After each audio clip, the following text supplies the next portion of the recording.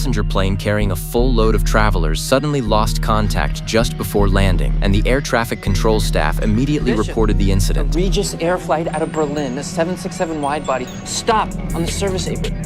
What's it doing there? Apron's dead. That's a blind spot. I don't know, the plane just went dark, just shut down, flat out quit. No lights, no radio, no nothing.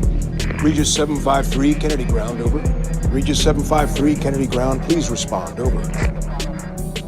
After arriving at the tarmac, the two investigators discovered that the aircraft was sitting perfectly still on an abandoned apron. Then everything fell into a deathly silence. The engines were off, there were no lights, and the aircraft itself was unusually cold. Whoa, it's cold.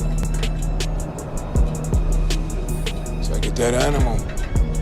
All of the window shades on the plane were closed, which immediately raised Mike's suspicions. At that moment, his assistant noticed that one window was still uncovered. He quickly called Mike over. After taking a look, Mike's expression turned grim, and he immediately instructed his assistant to bring all emergency vehicles to that section of the airport. He had a feeling there was something very wrong aboard the aircraft. Soon, Matt, the director of the Centers for Disease Control, was urgently summoned to the airport. By then, the plane had been on the ground for an hour, and there had still been no sign of activity because the aircraft's surface temperature was so low. Even infrared equipment could not determine what was happening inside. The Department of Homeland Security wanted to classify the incident as a terrorist attack and proceed with a boarding operation. They did not believe it was an infectious disease outbreak and therefore did not want the CDC involved. Matt argued that viruses were not like the criminals they dealt with every day. Viruses cannot be seen or touched. They survive only by finding hosts and replicating, and they reproduce extremely quickly. By the time someone blinks, the virus may have already taken hold inside their body.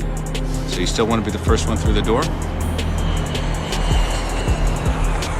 After putting on protective suits, the two entered the aircraft. They found that all of the passengers appeared to be asleep. There were no signs of struggle, no evidence of chemical agents, no skin discoloration, and no spots on the bodies. This suggested that whatever happened had occurred suddenly and that the victims died without suffering. Matt carefully examined a young girl nearby and found no obvious external injuries. However, her skin was dry and had lost its elasticity. When they switched on an ultraviolet light, they discovered large amounts of liquid spatter throughout the cabin. The traces were everywhere, so the two decided to split up and investigate separately.